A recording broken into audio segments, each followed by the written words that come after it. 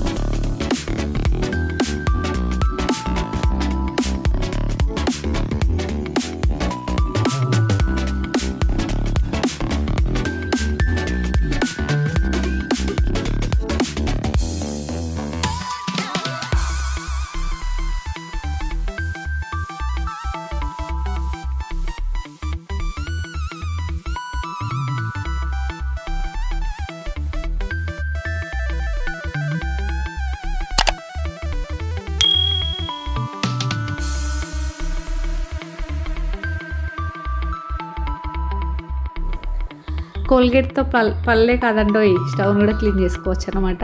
So ఈరోజు tip అయితే మీకు యూజ్ అవుతుందనేసి షేర్ చేశాను. మొత్తం అయితే ఇంకా క్లీన్ అయిపోద్ది అనమాట. సో ఒకసారి ట్రై చేసి చూడండి, మీకే నచ్చుతుంది. చూసారుగా ఫ్రెండ్స్, మొత్తం మనకైతే నీట్గా క్లీన్గా అయిపోయింది. సో జిడ్డు అనేది అయితే వదిలిపోతుంది. ఒకసారి ట్రై చేసి చూడండి. ఇలా వాటర్ అనేది పోసుకుంటూ మొత్తం మనం ఇంకా క్లీన్ చేసుకుంటే సరిపోతుంది అన్నమాట.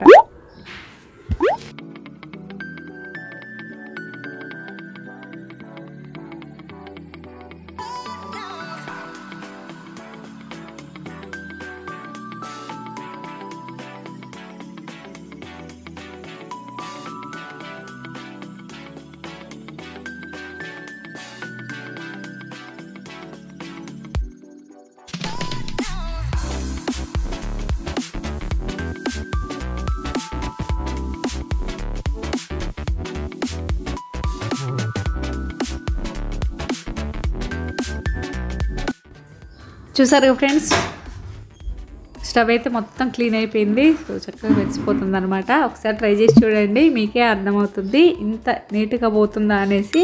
సో ఈ వీడియో మీకు నచ్చిందని అనుకుంటున్నాను. నచ్చితే షేర్, లైక్, కామెంట్, అలాగే సబ్స్క్రైబ్. Thank you friends. మరో మంచి వీడియోతో మళ్ళీ మీ ముందుంటా. Bye bye.